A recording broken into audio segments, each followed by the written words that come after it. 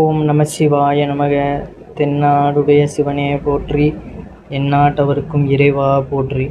நம்ம கூட பார்த்தீங்கன்னா பல பேர் நம்மளை சுற்றி இருப்பாங்க. நம்மளுடைய நண்பர்கள் இப்படின்னு பழக்கப்பட்டவர்கள் நிறைய பேர் இருந்தாலுமே ஒரு சிலர் மட்டும்தான் பார்த்தீங்கன்னா நமக்கு எப்பொழுதுமே அக்கறையுடனும் நம்ம எப்பொழுதுமே நல்லா இருக்கணும் அப்படின்னு நினைப்பாங்க. அதில் முக்கியமாக இருக்கிறவங்க நம்மளுடைய தாய் தந்தையராக இருப்பாங்க. அதுபோல் பார்த்தீங்கன்னா மற்றவர்கள் கூட நம்ம பழகுவோம், அவர்களும் நன்றாக பழகினாலுமே ஏதோ ஒரு காரணத்தில் பார்த்தீங்கன்னா அவர்கள் நம்மளுடைய வளர்ச்சியை கண்டு சில நேரங்களில் பொறாமைப்படக்கூடிய வாய்ப்புகளும் இருக்குது. அதனால் பார்த்தீங்கன்னா வீடுகள்லேயும் சரி, நீங்கள் போகின்ற இடங்கள்லையும் சரி, நீங்கள் வீட்டில் எந்த ஒரு விஷயத்தை நீங்கள் செய்யும் பொழுது அந்த எதிர்வினைகள் பார்த்தீங்கன்னா உங்களை தாக்காமல் இருக்கும். நம்மை சுற்றி இருக்கும் பலரில் பார்த்தீங்கன்னா ஒரு சிலர் நம் மீது உண்மையான அக்கறையுடனும் அன்புடனும் இருப்பார்கள். ஆனால் பெரும்பாலானோர் நம் வளர்ச்சியை கண்டு பொறாமைப்படுபவர்களாக இருப்பார்கள். அப்படிப்பட்டவர்களுடைய கண் திருஷ்டி நீங்கள் நம்ம வீட்டில் செய்ய வேண்டிய எளிய பரிகாரம் தான் இது. அதை முறையாக எப்படி செய்வது என்பதை தான் நம்ம இந்த பதிவில் தெரிந்து கொள்ள போகிறோம். நம்மளுடைய சேனலுக்கு முதன்முறையாக வர்றவங்க சப்ஸ்கிரைப் பண்ணி வச்சுக்கோங்க. மறக்காமல் உங்களுடைய நண்பர்களுக்கும் இந்த பதிவானதை பகிர்ந்து கொள்ளுங்கள். நம்ம எல்லோருக்குமே பார்த்தீங்கன்னா யாருக்கு எங்கிருந்து எப்படியான தோஷங்கள் வரும் அப்படிங்கிறது நமக்கே தெரிவது கிடையாது. வீட்டிற்கு வரும் அத்தனை பேருடைய கண்களும் பார்த்தீங்கன்னா எப்பொழுதுமே நன்மைகளை தரும் அப்படிங்கிறது கிடையாது. ஏதோ ஒரு எதிர்வினைகளை அவர்கள் உண்டு பண்ணுற மாதிரி தான் இருக்கும். ஐயோ இப்படி வாழ்கிறாங்களே, இப்படி இருக்கிறாங்களே அப்படிங்கிற அந்த பார்வையில் பார்க்கும் பொழுது பார்த்தீங்கன்னா அவர்களுடைய அந்த கண் திருஷ்டிகள் நம்ம மீது படத்தான் செய்யும். ஒரு மனிதன் பார்த்தீங்கன்னா எவ்வளோ நன்றாக வாழ்கிறானோ அதை பார்த்து நம்ம சந்தோஷப்படணுமே தவிர ஐயோ அவன் அப்படி வாழ்கிறானே அப்படிங்கிற அந்த ஏக்கத்தெல்லாம் நம்ம படக்கூடாது. ஏன்னா நமக்கு வருவது நமக்கு கண்டிப்பாக வரும். நம்ம முயற்சி செய்து கொண்டே இருக்கணும், அவ்வளோதான். அது அவர்களுடைய உழைப்பின் காரணமாக அவர்கள் எட்டிய அந்த உயரத்தை நம்ம பார்த்திங்கன்னா எந்த வகையிலையுமே நம்ம குறை சொல்லிக்கொண்டோ இல்லை ஏளனமாக பேசிக்கொண்டோ இல்லை இந்த மாதிரியான பொறாமை பார்வையில் பார்க்கவே கூடாது. நம்மளை மாதிரி மனிதர்களிடம் இருக்கின்ற ஒரு பெரிய அந்த பெருமை அப்படிங்கிறது பார்த்திங்கன்னா ஒரு நல்ல விஷயம் நடக்குது, இல்லை ஏதாவது ஒன்று வாங்குகிறோம் விற்கிறோம், இப்படி எது செய்தாலுமே பார்த்தீங்கன்னா அது முதல்ல முடிவு ஆயிற்றா அப்படிங்கிறத நம்ம உறுதி செய்யணும். இப்போ திருமணம் நிச்சயமாயிருக்கு, இல்லை குழந்தை பிறக்க போகுது, எல்லா விஷயங்களும் பார்த்தீங்கன்னா உடனே மற்ற மனிதர்கள்கிட்ட எனக்கு இப்படி ஆக போகுது, அப்படி ஆக போகுது, இப்படி ஆக போகுது அப்படின்னு நம்ம பெருமைக்கு சொல்லக்கூடாது. இப்படி சொல்லும் பொழுது என்ன ஆயிடுது பார்த்தீங்கன்னா அது நடக்கிறதுக்கு முன்னாடியே அது பல பேரிடம் நம்ம தெரிவிக்கும் பொழுது அதில் நல்லவர்களும் இருப்பார்கள், தீயவர்களும் இருப்பார்கள். அவனுக்கு இப்படி ஆக போதே, இது எப்படி நடக்கலாம் அப்படின்னு அவர்களுடைய அந்த எதிர்வினைகள் கூட பாய்வதற்கு வாய்ப்பு இருக்குது. அதனால் எதையுமே பார்த்திங்கன்னா முடிவாயிற்ற பின்பே நம்ம மற்றவர்களிடம் தெரிவிப்பது தான் நல்லது. எதையுமே கண்மூடித்தனமாக நம்ம நம்பிக்கிட்டு நம்மளுடைய வாழ்க்கையில் நினைத்து கொண்டு இருக்கிறோமோ அது எல்லாமே பார்த்திங்கன்னா நமக்கு நடப்பது கிடையாது தான். அதனால் கண்டிப்பாக இது நடக்கும், உறுதி ஆயிருச்சு, நடந்துக்கிட்டு இருக்கு அப்படிங்கிற பட்சத்தில் பார்த்திங்கன்னா நான் இந்த மாதிரி வண்டி வாங்கியிருக்கேன், எங்களுக்கு இந்த மாதிரி சந்தோஷமான நிகழ்வு நடக்க போகுது அப்படிங்கிறத முடிவான பிறவே நம்ம மற்றவர்களுக்கு தெரிவிப்பது நல்லது. ஏன்னா முடிவாதுக்கு முன்னாடியே இப்போ தான் பேசியிருக்கோம் அவ்வளோதான், எல்லாத்துட்டையும் இப்படின்னு நம்ம சொல்லிட்டோம்னா பல பேர் பல விதமாக அந்த சிந்தனை எதிர்வினைகளை கிளப்ப ஆரம்பிப்பாங்க. அது கூட நமக்கு நடக்க விடாமல் போய்விடும். அதனால் கண்டிப்பாக பார்த்திங்கன்னா முடிவான பிறவே அதை நம்ம மற்றவர்களிடம் பகிர்ந்து கொள்வது மிகவும் நல்லது. ஏன்னா பார்த்தீங்கன்னா முடிவு செய்வதற்கு முன்னரே நாம் மற்றவர்களிடம் அந்த விஷயங்களை பகிரும் பொழுது அதுதான் நமக்கு கண் திருஷ்டி படும் என்பதால் தான். அந்த கண் திருஷ்டி அப்படிங்கிறது இதனால் கூட வரும் அப்படிங்கிறதுனால தான். கண் திருஷ்டி ஏற்பட்டால் அந்த விஷயம் பார்த்திங்கன்னா நமக்கு நடக்காமலே போக வாய்ப்புகள் உண்டு. உதாரணத்திற்கு இப்போ பார்த்தீங்கன்னா புதுமண தம்பதிகள் குழந்தை பேறு பற்றிய விஷயங்களை உடனே யாரிடமும் கூற மாட்டாங்க. உறவாக இருந்தாலுமே, கூட பிறந்த உறவாக இல்லை எந்த ஒரு உறவாக இருந்தாலுமே பார்த்திங்கன்னா அவர்களிடமே குறைந்தது ஒரு 3 மாதத்திற்கு பிறகு தான் மற்றவர்களிடமே தெரிவிப்பது நல்லது என்று கூறுவதுண்டு.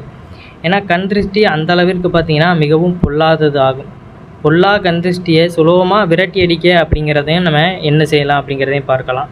எந்த ஒரு பார்த்திங்கன்னா கண் திருஷ்டியாக இருந்தாலும் மிகவும் எளிய இந்த பரிகாரத்தை நம்ம வீட்டில் இப்படி செய்து விட்டால் போதும். அது எந்த ஒரு கண் திருஷ்டியாக இருந்தாலுமே அது நம்ம வீட்டை விட்டும் சரி நம்மை விட்டுமே வெடித்து சிதறி தவிடுபடியாகி ஓடிவிடும். அந்த அளவிற்கு பார்த்திங்கன்னா சக்தி வாய்ந்த இந்த பரிகாரம் செய்ய நமக்கு தேவையான பொருட்கள் அப்படிங்கிறது கல்லுப்பு, கண்ணாடி பவுலு 4, எலுமிச்சப்பழம் 4, இவை மட்டும் பார்த்திங்கன்னா போதுமானது. இந்த பொருட்களை வைத்து எத்தகைய கொடூரமான கண் திருஷ்டிகளாக இருந்தாலும் பார்த்திங்கன்னா அதை நம்ம எளிதில் நீக்கிவிடலாம். இந்த ஒரு சுபகாரியங்களை துவங்கும் முன்னும் இந்த பரிகாரத்தை நம்ம செய்து விடுவது நல்லது. எந்த ஒரு விஷயத்தை நீங்கள் தொடங்கினாலுமே நல்லது கெட்டது ஆகியவற்றிற்கு இதை செய்து வைக்கலாம். புதிய தொழில் துவங்குபவர்கள், புதிய விஷயங்களை செய்பவர்கள், அடுத்த கட்ட முன்னேற்றத்திற்கு தடையில்லாமல் இந்த பரிகாரத்தை நம்ம செய்வதன் மூலம் பார்த்திங்கன்னா நம்ம போய்கொண்டே இருக்கலாம். நல்ல நல்ல விஷயங்களை தொடங்கும் பொழுது இவ்வாறான ஆன்மீகம் சார்ந்த விஷயங்களை நம்ம முறைப்படி நம்பிக்கையோடு கடைபிடிப்பது மிகவும் நல்லதாகத்தான் இருக்கும். இந்த மாதிரி பார்த்திங்கன்னா 4 கண்ணாடி பவுல்களிலுமே கொஞ்சம் கல்லுப்பை போட்டு அதில் ஒரு எலுமிச்சம்பழத்தை, அந்த 4 எலுமிச்சம்பழத்தையுமே 4 பவுலில் போட்டு திரும்ப அதில் கல்லுப்பை போட்டு நிரப்பி அந்த எலுமிச்சம்பழம் பார்த்திங்கன்னா தெரியாத அளவுக்கு நம்ம மூடி விட வேண்டும். பின்னர் பார்த்திங்கன்னா வீட்டில் இருக்கும் 4 மூலைகளிலுமே, அதாவது இப்போ வீட்டுக்கு நுழைவோம் பார்த்திங்களா, நுழையிற இடத்துல 4 மூலை இருக்கும். அந்த ஹால்னு சொல்லுவாங்களே, வீட்டு வாசலில் நம்ம உள்ளே நுழையிறப்ப அந்த முதல் அறை இருக்கும் பார்த்தீங்களா, அந்த அறையில் 4 மூலைகளிலுமே பார்த்தீங்கன்னா இந்த 4 கண்ணாடி பவுலில் நம்ம போட்டு வைத்திருந்த இந்த கல்லுப்பு, எலுமிச்சம்பழம் இதை நம்ம வைத்து விடணும். இது மற்றவர்கள் கண்ணில் பார்க்கும்படி இருக்கலாம், அதில் எந்த ஒரு தவறுமே கிடையாது. இப்படி நம்ம வைத்திருக்கும் பொழுது பார்த்திங்கன்னா அதை யாருமே தொற்றக்கூடாது. இப்படி நம்ம இந்த 4 மூலைகள்லேயும் 4 பவுலில் எலுமிச்சம்பழத்தை போட்டு வைப்பது நல்லது. வியாழக்கிழமையில் பார்த்திங்கன்னா இவ்வாறு செய்து வைக்க மறு வியாழக்கிழமை அன்று கைகள் படாமல் கண்ணாடி பவுலை நம்ம எடுத்து பிளாஸ்டிக் பையில், ஏதாவது ஒரு பையில் பார்த்திங்கன்னா நம்ம அதை கொட்டி யாருடைய கண்ணிலும் படாத வண்ணம் போட்டு விட வேண்டும். ஏதாவது ஒரு ஆற்றுலையோ இல்லை வேறு ஏதாவது குட்டையிலையோ நம்ம போட்டு விடுவது நல்லது. இப்படி செய்து வந்தால் பார்த்திங்கன்னா நம் மீது இருக்கின்ற கிருஷ்டிகள் அனைத்துமே விலகி ஓடிவிடும். எலுமிச்சை பழத்திற்கு பார்த்திங்கன்னா எதிரிகளை விரட்டி அடிக்கக்கூடிய சக்தி உண்டு. கல்லுப்புக்கு நல்ல சக்திகளை அதிகரிக்க செய்யும். இதனால தான் இவ்வாறு செய்யும் பொழுது துர்சக்திகள் பார்த்திங்கன்னா வெளியேறி நல்ல சக்திகள் நம்மளுடைய இல்லத்தில் குடியேறும் என்பது ஐதீகம். வாரத்திற்கு ஒரு முறை பார்த்திங்கன்னா இந்த விஷயங்களை நம்ம முறையாக கடைபிடித்து கொண்டு வருவது நல்லது. நம்ம நினைக்கலாம், மற்றவர்கள் கூட இதை பார்க்கும் பொழுது நினைக்கலாம், அவன் என்னெல்லாமோ செய்து கொண்டு இருக்கிறான், நீங்கள் இந்த சின்ன பவுலில் பார்த்தீங்கன்னா இந்த உப்பு போட்டு எலுமிச்சம்பழம் போட்டு இதெல்லாம் பண்ணுவதனால என்ன நடந்துட போகுது அப்படின்னு இதை ஏளனமாக பார்க்கவர்களுக்கு தெரியும். நம்பிக்கையுடன் இறையருளை உணர்ந்து இதற்கு பின்னாடி உள்ள மகத்துவத்தை புரிந்தவர்களுக்கு பார்த்திங்கன்னா இதை முயற்சி செய்வதற்கு அந்த நம்பிக்கை இருக்கும்.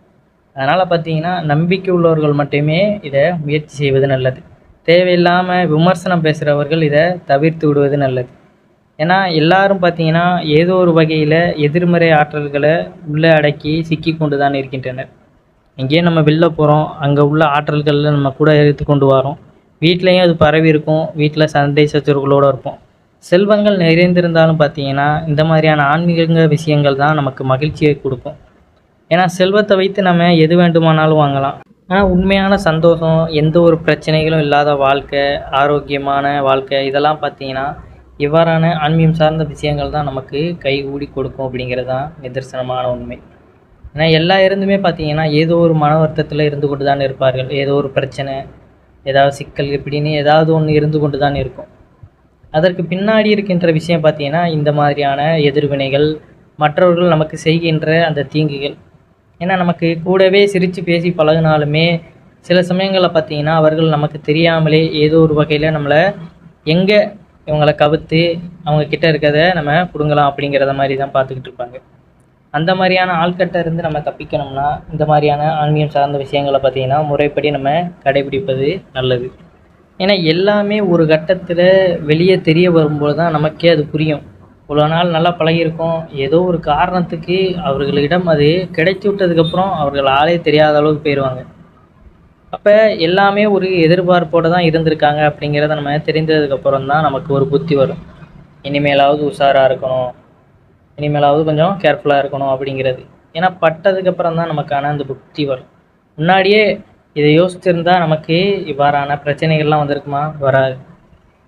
எந்த ஒரு சுப விஷயமாக இருந்தாலுமே சரி, அதை முடிவான பிறவே நீங்கள் மற்றவர்கள்கிட்ட தெரிவிப்பது நல்லது.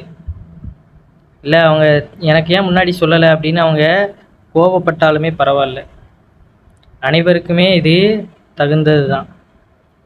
ஏன்னா எதுவுமே பார்த்தீங்கன்னா இங்கே நிரந்தரம் கிடையாது. அதனால் நீங்கள் உங்களுடைய வாழ்க்கையில் உங்களுக்கு தேவையானதை நீங்கள் கவனமாக ஏற்படுத்தி கொண்டு வாழணும் அப்படிங்கிறத நான் இந்த இடத்துல நினைவுபடுத்தி கொள்கிறேன். எப்போதுமே யாரையுமே வீட்டிற்கு அனாவசியமாக பார்த்தீங்கன்னா வந்து போகிற அளவுக்கு விடக்கூடாது. ஏதோ ஒரு கட்டத்தில் பார்த்தீங்கன்னா அவர்கள் ஏதோ ஒரு எதிர்வினைகளை அவர்கள் வந்துட்டு போனதுக்கப்புறம் நமக்கு ஏதாவது வீட்டில் ஏதாவது பிரச்சனை ஏற்படுற மாதிரி இருந்ததுன்னு பார்த்தீங்கன்னா நம்ம உடனே சுதாரிச்சுக்கிடணும். இவர்கள் வந்து போனால் மட்டும் பார்த்தீங்கன்னா ஏதோ ஒரு பிரச்சனை நடக்குன்னா அந்த இடத்துல பார்த்தீங்கன்னா அவர்கள் ஏதோ ஒரு எதிர்வினைகளை ஈடுபடுத்தி கொண்டிருக்கிறார்கள் அப்படிங்கிறத நம்ம உணர்ந்து கொள்ளணும். அதனால் பார்த்தீங்கன்னா முறைப்படி இந்த விஷயங்களை கையாள்வது நல்லது.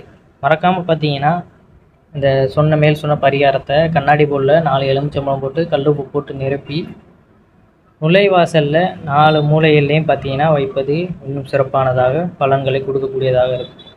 நம்பிக்கையோடு பார்த்தீங்கன்னா இதை செய்து கட்டாயம் நல்லபடியாக வாழ்வதற்கு வாழ்த்துக்கள். அனைவரும் என்றும் இறையருள் பெற்று நலமுடன் வாழ வேண்டும். நன்றி, வணக்கம். ஓம் நம சிவாய நமக.